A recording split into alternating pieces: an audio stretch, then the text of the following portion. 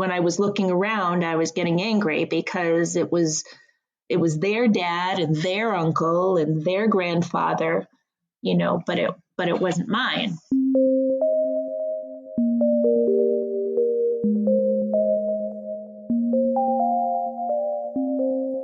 Hello, you are listening to NPE Stories. This is a podcast where NPEs can share their story. I am your host, Lily, and I found out I was an NPE through an ancestry DNA test that changed my life forever. NPE is a term that stands for Not Parent Expected or Non-Paternal Event. This means that one or more of our parents are not who we believe them to be. NPE Stories is a podcast where NPEs can share their story of what their original family was like, how they found out they were an NPE, and what their journey has been like since the day they found out. And welcome to episode 26, where today I am talking to Maggie. Hi, Maggie. Hi, Lily. How are you today? I'm doing pretty well today. Thanks for asking. I feel very grateful to be on here with you today. That's so nice. And how is it speaking again? Were you not on a week-long silent retreat? Is that what you're saying? I sure was. I was on a 7-day silent retreat, which is a very amazing experience. It's not my first one, and I highly recommend them. It is a week of mindfulness and a lot of introspection, and it's a lot easier to not talk than you might think it is. It's really a pretty neat thing, and it was a strange time to actually be doing it with this information that I have now, but I'm really glad that I went, and it was quite fulfilling. I highly recommend them. Thank you for sharing that. That is something I one day hope to try and just kind of be with my thoughts, because I have a lot of them. So, and that's what you find. That's exactly the experience you might hope for, is you sit quietly with your thoughts. Wow. Okay, so let's get to know your story today. So why don't you go ahead and start from the beginning and let me know what your original family was like and a little bit about your childhood, and take it from there. Sure. Well, I grew up in a small New England mill town, and I grew up Irish Catholic, and I was the last child of 5 kids. And I was kind of born into a pretty full house. There were 2 parents, a grandmother, 2 boys, 2 girls, and my oldest sister was actually a junior in high school when I was born. And my next oldest brother was about 7 when I was born. So I remember, at some point asking my mom when I was younger, Mom, was I what they call an unplanned pleasure? And she said, well, she said, we were Irish. She said, we're Catholic. What makes you think any of you were planned? Which was, I thought, pretty cheeky and pretty true for the time. I really only remember feeling very loved. I was a very lucky little girl, and I think a large part of that was, I was around a lot of adults, and it was, again, I felt very very cared for, very loved, and for whatever reason, and I know this sounds strange to say, but I always felt very special. I felt that good things and kind of honors happened to me almost everywhere I went, and I never really understood it. Silly things like there was never a mascot for the cheerleaders, in grammar school, but one year they picked me to be a mascot for the cheerleaders, and like other girls would go and I went to Catholic schools, and There would be the crowning of Mary every year. And for whatever reason, I did it like 3 different times, and all of these strange little honors as a kid. And, I used to just wonder why these things were happening. And I still don't know, but I was still pretty humble and kind as a child, despite the fact that I feel like I was sort of spoiled a little bit. My brothers and sisters were all married when I was still pretty young, and I had a few nieces and nephews when I was just 10 years old. So it was different than a lot of my friends. As I said, I went to Catholic grammar and high schools. Actually, they were all girls schools. I never really felt comfortable there, but I went through all of the grades and the motions and the sacraments and the milestones and everything. And so my dad's mom was my gram. My dad that I was raised with, mom lived with us, and we were all together until I was about 13 when she passed away. She was a very kind of large contributing figure in my life because my mom had gone back to work, had gone to work full time after I was born. When she passed away, we moved from our home that I grew up in into this predominantly Jewish community. And it was very beautiful, and it felt like a special place to be. And it was good. I always had more than enough of everything. And I genuinely felt that and noticed how easy things seemed to be for me. And I was always really grateful about it. My parents were super hardworking people, often, 2 jobs at a time, and they were significant participators in the church, the community. They both volunteered. Seemed to be a pretty normal family situation. They had some humble vacations and outings, and they each had their individual interests, and they went out with friends and things like that. So everything seemed to be in place. The one odd thing that was kind of through my childhood, and I later learned was also through several of my siblings' childhood, is that my mom always slept on the couch, which it just sounds like a funny thing, and I always chalked it up to the fact that my dad snored. But it was a consistent thing in our life, and it seemed inconsistent with the rest of the stuff. And my mom was kind of she was a very outgoing and very full of positivity. I'll call it sunshine. She was a very outgoing person, and I say like not sickeningly so though. She was very realistic and positive, and but I also knew, even as a small child, that she was very sad inside. But she did her best to kind of shelter us from that. And so we were up in this kind of predominantly Jewish community. And after my mother finally retired, she ended up helping the elderly in that community. So there was a lot of elders in my life. Supposedly this was a business she had, but I don't think much money was exchanged. And when I look back, there must have been something really quite soothing for her in all of this. So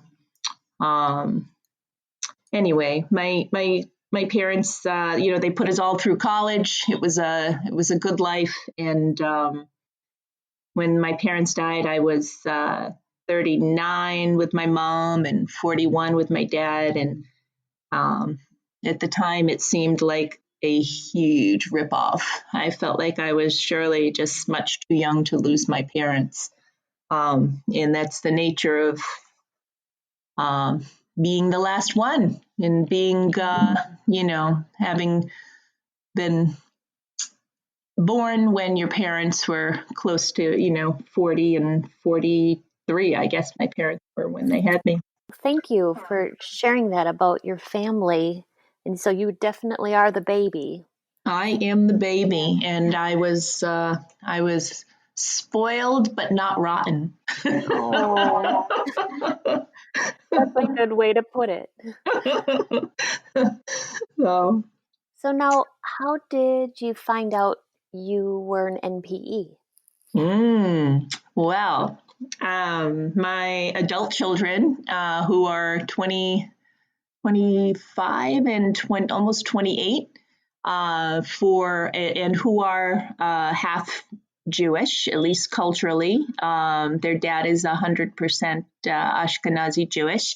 They gave me Ancestry DNA kit for Mother's Day last year, and it's kind of funny. The box sat around for close to a month before I actually took the test, which is unusual for me. Kind of funny, but it just was the way it was. And I took it really quite innocently and without any expectations, and pretty much put it out of my mind because, it was just for entertainment, really. And so then it was actually July 12th of last year. And I was sitting in one of our favorite restaurants waiting for my husband. It was a Friday, probably around 6 o'clock. And I received a text saying that my DNA results were in from Ancestry. And what was really interesting was I really wasn't nervous in any way. And I didn't have a moment's anxiety about it. And yet, before I clicked in, I stopped and did a grounding meditation. So I don't know if you've ever heard of, think of 5 things or notice 5 things that you see, notice 4 things that you feel, notice 3 things that you hear, 2 things that you can smell, and then 1 thing that you can taste. And I did this before I clicked in. So with my with my sip of my Captain Morgan and ginger, I clicked in and I opened up and found that my what I thought to be my about 90% Irish self was 50% European Jewish, and 27% English and 23% Irish.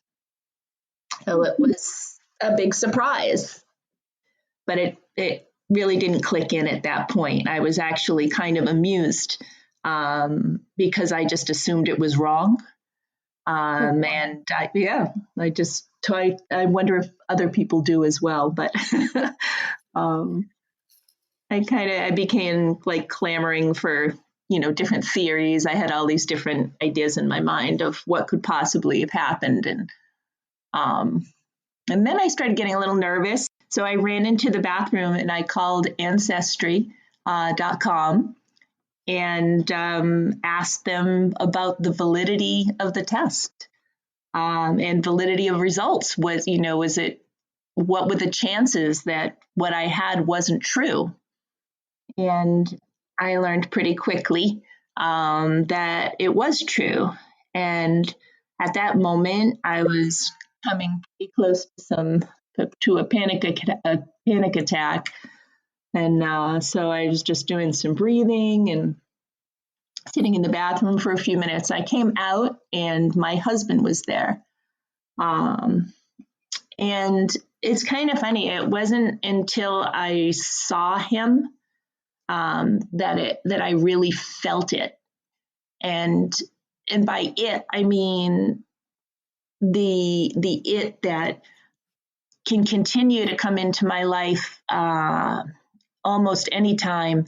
It's like a big punch in the gut that happens that shocked me then and no longer shocks me now, but I came to know it as the feeling that would come from this whenever it darn well wanted to. So we just sat down and we started looking at everything and noticed pretty quickly that there were some matches available. And we clicked in, and I saw my aunt and my uncle, who are my mother's brothers and sisters. I saw my first cousin, also on my mother's side, and then there was a completely unfamiliar name that was in the category of close family, with 100 centimorgans in common, and I was so confused. So we kind of finished up dinner, and I couldn't wait to get home because I just wanted to start investigating. And I was up all night that night, and probably wasn't the last night I was up all night with curiosity. And I just began, Googling and speculating based on the information that I had. I'll call the person Daniel, which is not his real name, but I hear this person had more in common with me, or as much in common with me as my aunt. And so I spent quite a bit of time over the next few days kind of conjuring up stories that, within a week I would find out were just that. They were just stories. They weren't at all accurate. But the day after that I received the information was my goddaughter's fourth birthday party. And I attended, and it was a big party, and all of my family was there. So a whole bunch of generations. And my entire family was there. And as I walked in, the air felt so thick. It was outside, but it was so frightening to me because I knew something that nobody knew. And it was really terrifying. It felt like I was detached from myself and kind of watching the party as if I wasn't really there. Words that I've found for this since then are untethered, ungrounded. I'd feel this feeling over and over again for many months. But at that time, I had no idea what to do with it. And I had a real need to just bolt. I just wanted to just leave. And yet, there was 70 people who were, my family and close friends. So I didn't. I stayed. But the longer that I sat there with that information and not talking to other people about it, the more that I would get upset. So I kind of went home a little bit early, and it felt like without releasing it that I was just stuck with this pain of the reality of, the man who raised me with such care and such love, and he did, was not my biological father. And that's all I knew. That's all I knew at that time.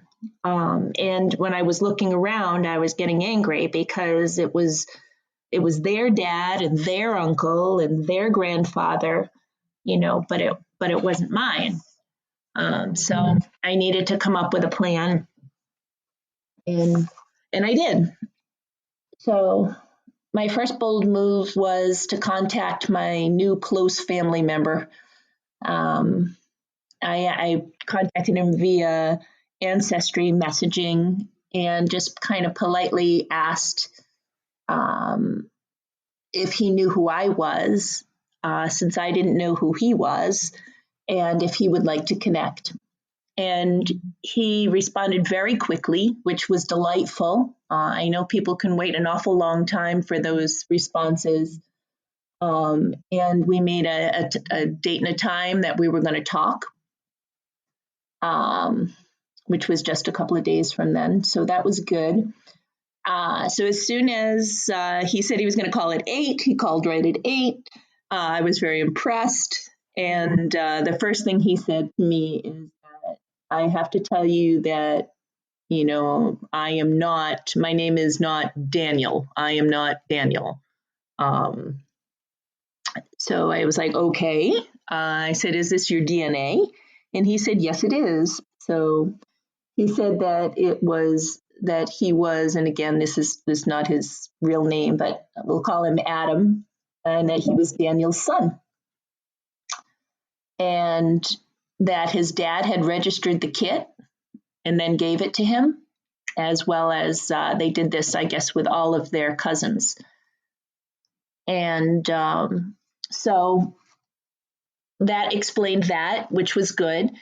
And I asked him if he had any clues as to how, what this might be about, or, how we possibly could be related.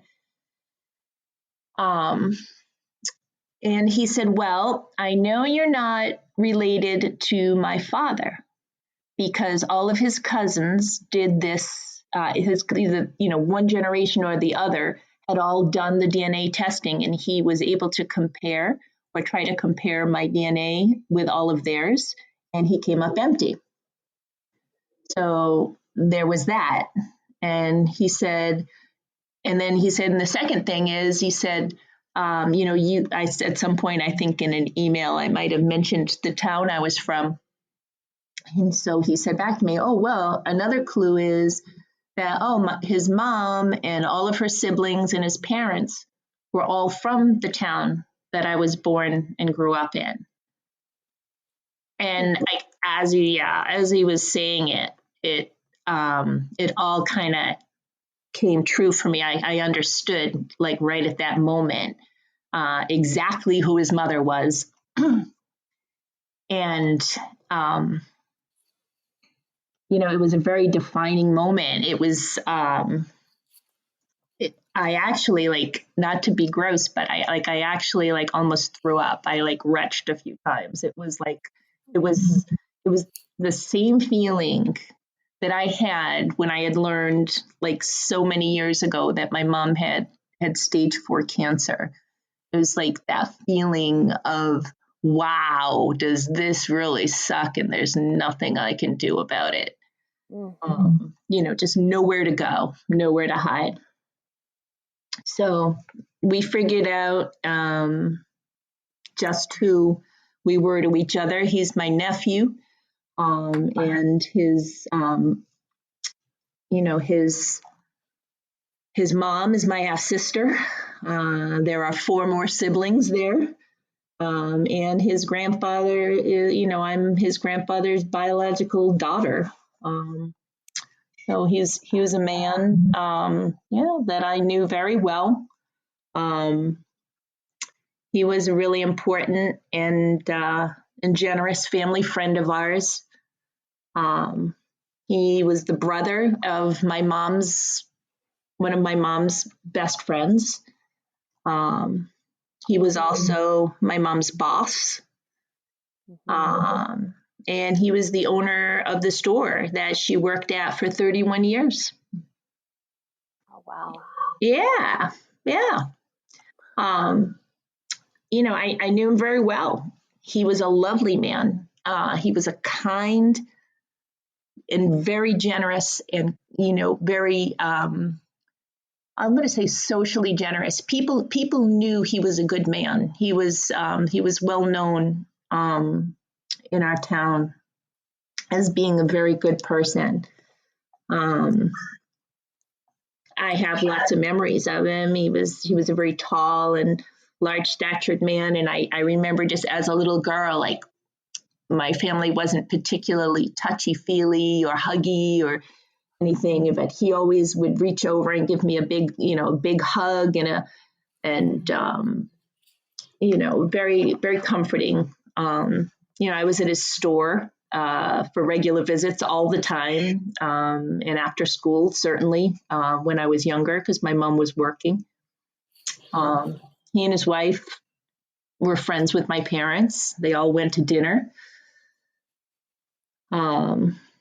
His children attended my birthday parties as a small child. I saw pictures of us as little kids all at the birthday table, and I attended one of his girls' bat mitzvahs, and Oh, wow. yeah, yeah. And every Christmas we got a big, huge fruit basket from them. And every year, my mother always received a watch from her boss. Like, these are just random memories, It's just kind of funny. Um, and actually, I remember that he was thought of as having asked a lot from my mom as an employee. But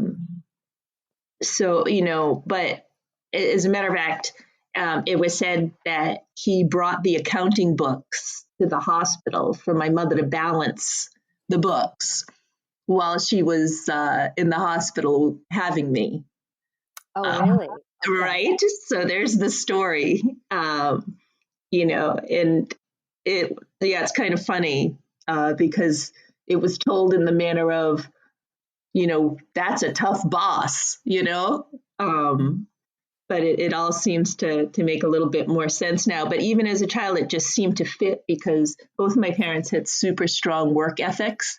So it just made sense, In the next few weeks, I started telling my siblings, and each of them would have their own reaction.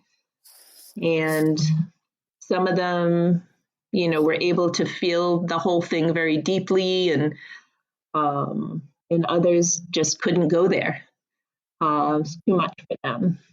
And each one of them, kind of had stories of what this meant to them, and offered me small pieces, of the puzzle back. And my oldest sister had what she calls a knowing. So she can't specifically come up with words or anything very specific, but she had some type of inexplicable memory that she really can't get clear about. But she felt like she was a witness to an argument that was had right before I was born, or maybe right when I was born. And in our house, that would be noteworthy because people didn't like yell and argue. By the way, it doesn't mean they weren't angry. It just means that they either stuffed it, they stewed over it, or maybe they drank it, But in her heart, she truly believes that they had some kind of a pact that, maybe that they knew what happened, in that they were both going to honor it forever. And that's what my sister kind of believes. And if that were true, then they definitely pulled it off. They definitely pulled it off, because I would have, based on how they treated me, I would never have known.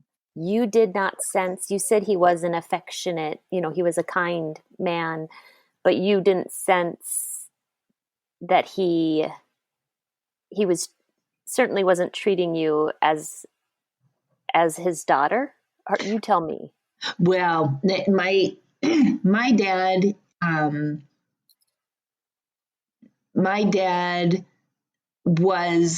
he was very funny, and he was a fun dad. He was a fun person to be around. I don't think he was a great husband in the way that I know my mom had a lot of sensitivities that he couldn't seem to honor.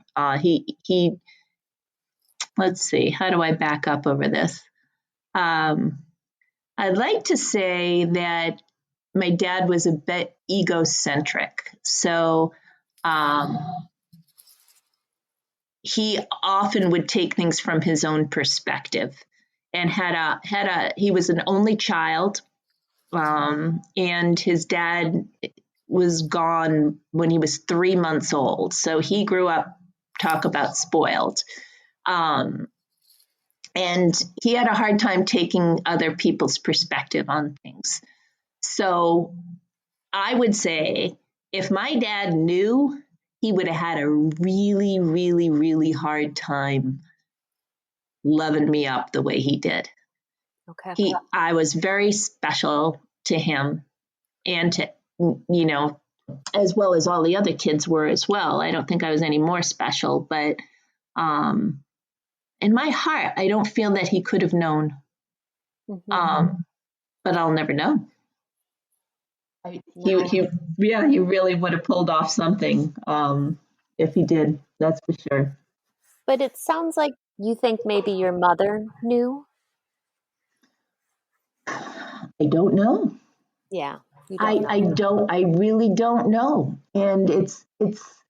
I think having. I feel I've had children myself, and I don't know. I don't know if it's hard to say. It's really hard to say. I know that I just don't know, Lily. Yep. I really don't know. And then there's the question is did my biological father know? Not likely. Not likely.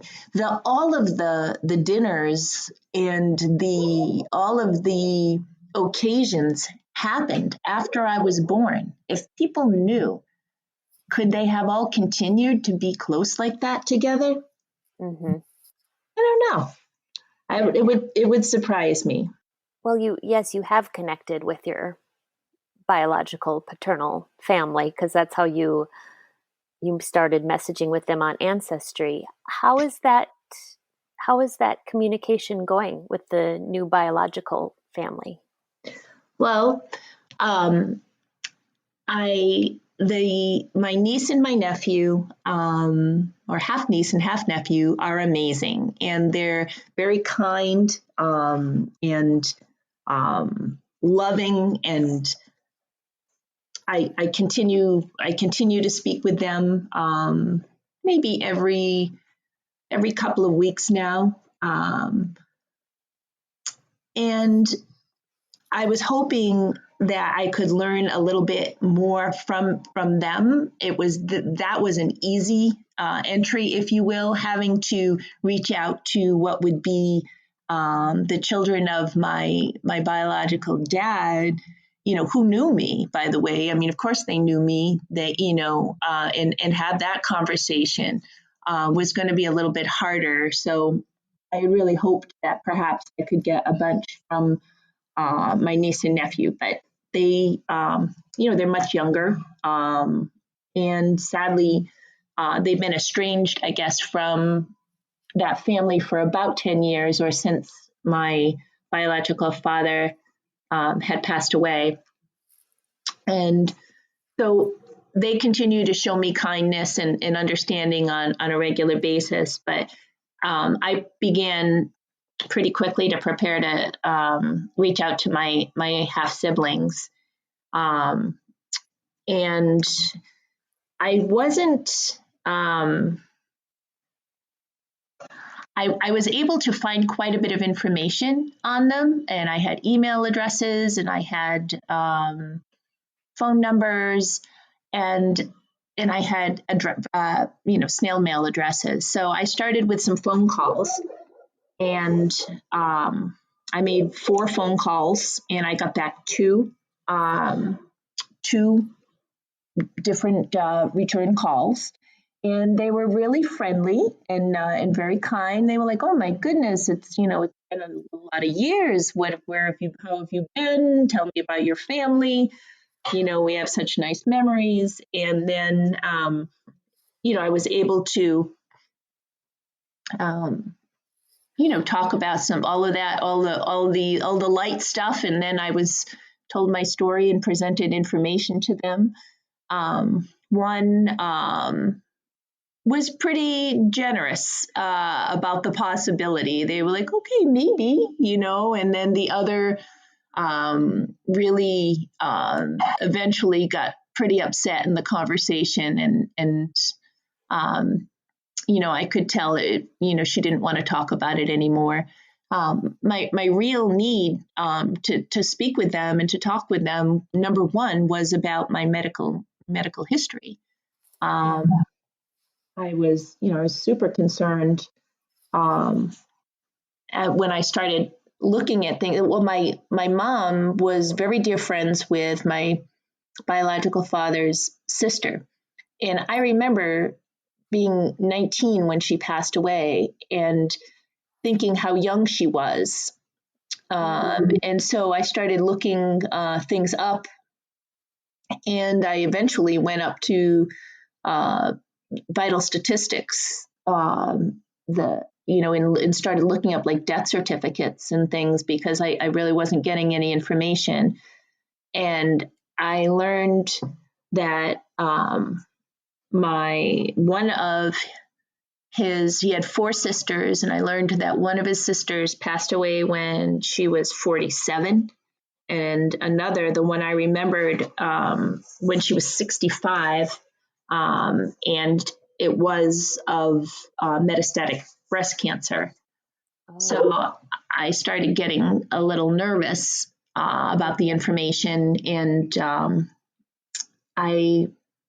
reading about my new heritage, I learned that people of Ashkenazi Jewish descent are at least like 10 times higher frequency of gene mutation for the BRCA gene. Oh, really? Okay. Yeah, it was a surprise to me. There's a few other things as well, but I got pretty nervous about it and started, wondering, is this perhaps why this information has come to me at this time, from the universe? And I started doing some research and found this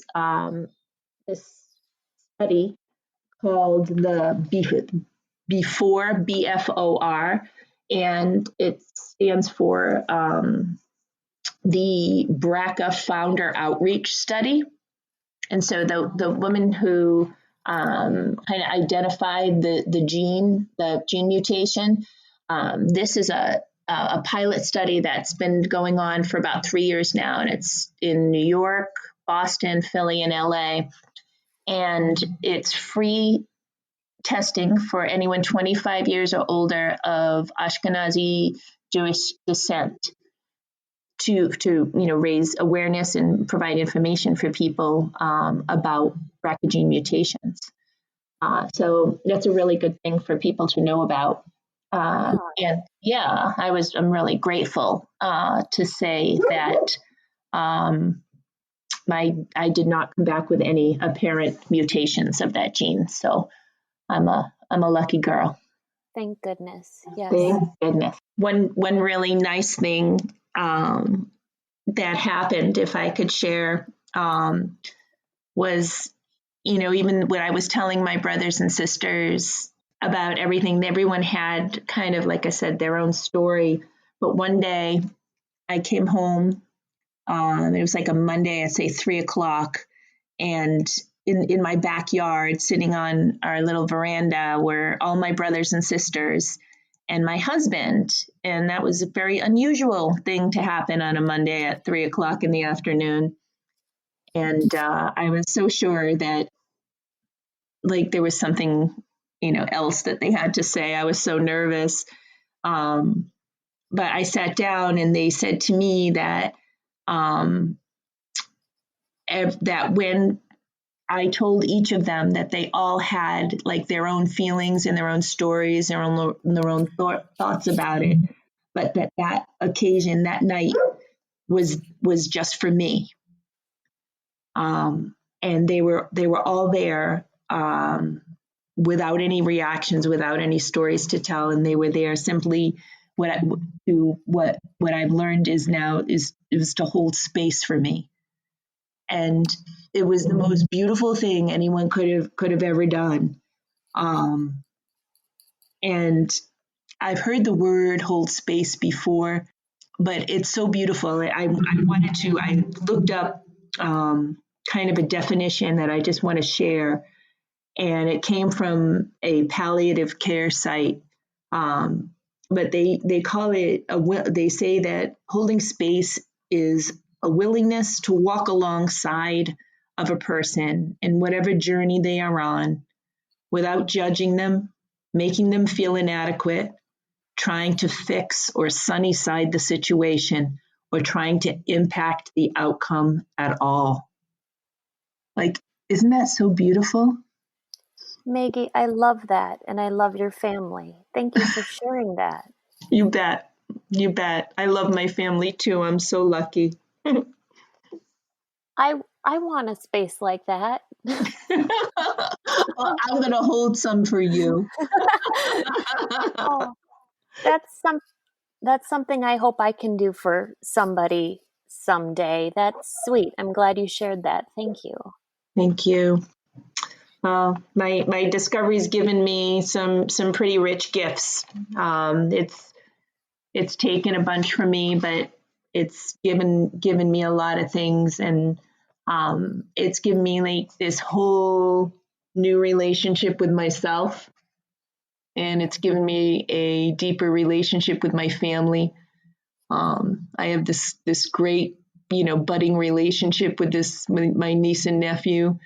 Um, I have deeper compassion, empathy, and love for anybody, any member of this journey, even the ones who made it happen, or for who were maybe in pain that caused some of it to happen, or some of the difficult people. And because it tells you that all humans suffer, and we all suffer.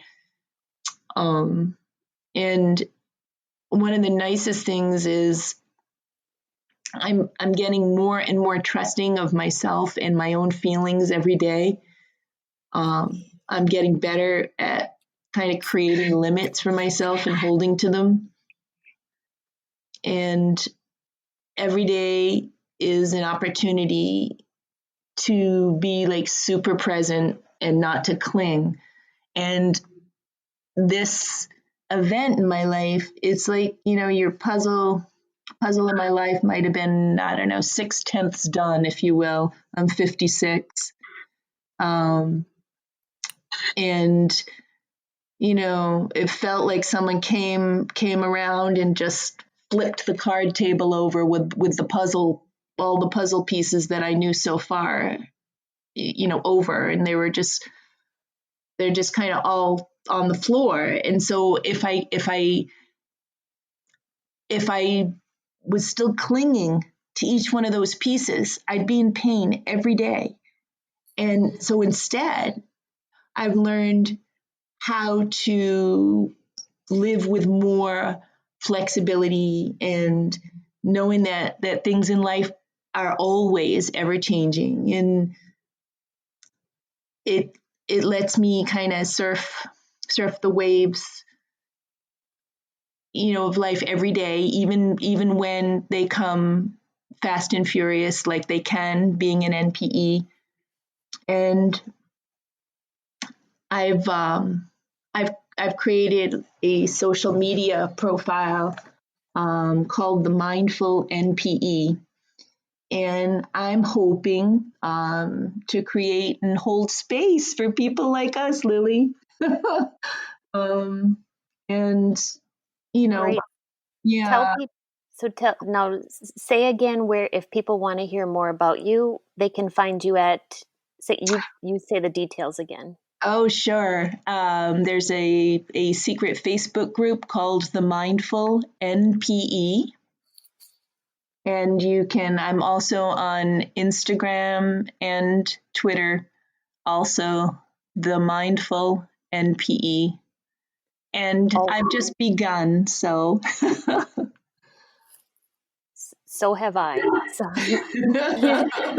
all right. I will be looking for you on those sites, the Mindful NPE. Thank you for sharing that. You bet. You bet. There's a super nice quote that was offered to me when I was on retreat that was just fabulous, that I might like to share. I would love to hear it. Um, So I felt a bit like an imposter. I was having some identity issues, and I explained where it came from. And this amazing leader said that this was a quote from a Greek philosopher, and it's that you can't step into the same river twice. He went on to explain because it's not the same river, and you're not the same person. And from this, some reason, I get huge comfort, huge comfort. Thanks again to Maggie for sharing today. These stories are here for us to identify with. If you are an NPE that would like to share your story, email npestories@gmail.com. You do not have to give any identifying information. If you are an NPE and would like to share your story, I'd like to hear from you. Subscribe to this podcast to hear more. Come heal with us.